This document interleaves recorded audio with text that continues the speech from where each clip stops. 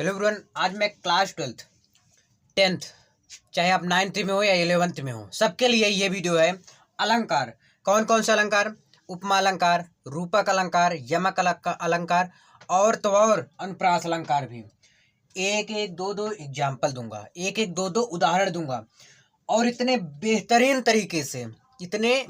तरीके से बताने वाला हूँ कि आपका जो अलंकार का जो समस्या है आज के बाद ना, वो नहीं आएगा आज के बाद, ये तो कंफर्म है।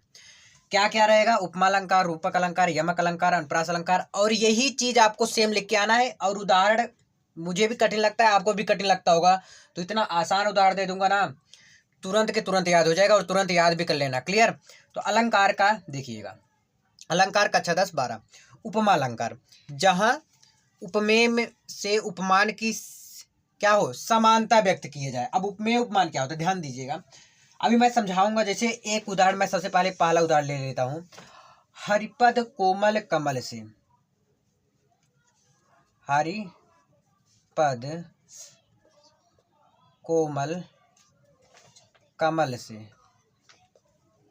ये तो आपका पहला उदाहरण हो गया। हरि का जो हरि हैं, उनके कमल द्वारा, उनके देखिए वो हरि पद, उनके पैरों का कमल द्वारा वंदना किया गया है। ठीक है, ये चीज रहा।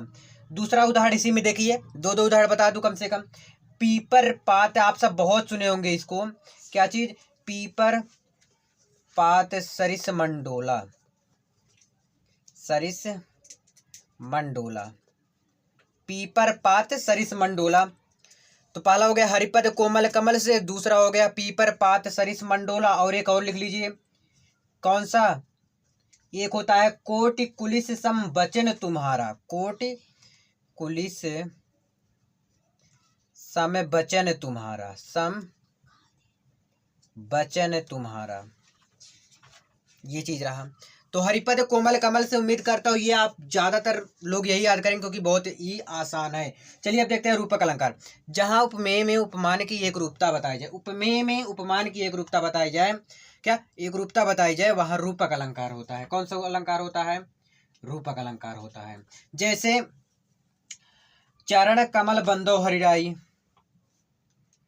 पहला लिखिए, चरण कमल बंदो हरिराई, बंदो हरिराई। अब हरि के जो चरण है, जो उनका पैर है, उसको किससे वंदना किया गया, किससे तुलना किया गया? उनके कमलों से, कमल द्वारा तुलना किया गया। उनका जो पैर है वो कमल द्वारा तुलना किया गया। तो चरण कमल बंदो हरिराई, ये तो पहला हो गया।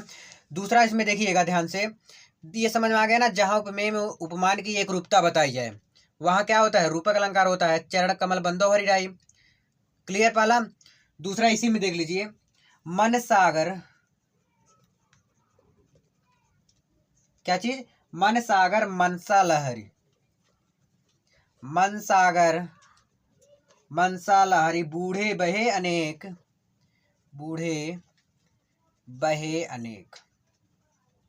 ठीक है, चरण कमल बंदोर राय, मन सागर मनसा लहरी, बूढ़े बहे अनेक। नेक्स्ट है यमक अलंकार, जब एक ही शब्द दो या दो से अधिक बार प्रयोग हुआ हो, कई बार प्रयोग हुआ हो, लेकिन प्रत्येक बार अर्थ अलग हो। ध्यान दीजिएगा क्या कह रहा हूं। कोई शब्द है जो एक बार से ज्यादा प्रयोग किया गया है, लेकिन उसका जो अर्थ है वह अलग हो। जैसे एक इसमें दे रहा हूं, कनक कनक, लिखिएगा, क्या लिखोगे? कनक कनकते 100 गुनी, कनक कनकते 100 गुनी, मादकता अधिकाय, मादकता अधिकाय, कनक कनकते 100 गुनी, मादकता अधिकाय, या खाए बौराए जग, या खाए बौराए जग, या खाए बौराए जग, वा पाए बौराए, वा पाए बौराए, ये हो गया। क्या है यमक अलंकार? जब एक ही शब्द दो या दो से, देखिए कनक कनक, 2 बार कनक आ चुका है।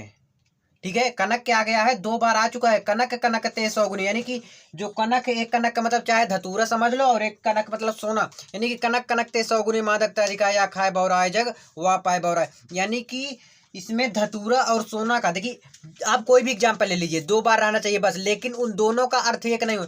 अब जैसे कनक कनक, एक का धतूरा समझ लीजिए, एक का सोना, ठीक है, ये होता है। नेक्स्ट है, लास्ट है अनुप्रास अलंकार। जब एक ही वर्ड या अक्षर बार बार आए, जैसे बहुत आसान, कौन सा बहुत आसान, तरन,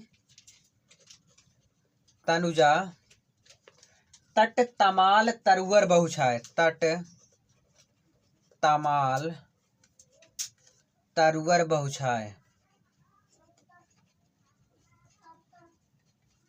क्या है, तरन तनुजा तट तमाल तरुवर बहुछाय, ता ता ता ता ता, कितनी बार ता है, यानी कि ऐसा भी लेना जैसे ही एक ही वर्ड या अक्षर बार बार आ जाए, तरन तनुजा तट तमाल तरुवर बहुछाय, यानी कितनी बार आ गया ना ता। तो वही चीज है, जब एक ही वर्ड या अक्षर बार बार आए तो यहाँ अनुप्रास अलंकार होता है। दोनों में अंतर देख लीजिए, यमक अलंकार में सिर्फ इसका जो जो एक ही शब्द कई बार आए लेकिन उसका अर्थ अलग अलग हो, वह होता है क्या, यमक अलंकार। आई होप आप समझे होंगे। मिलते हैं नए वीडियो में, प्लीज वीडियो को ज्यादा शेयर करिए। बहुत बहुत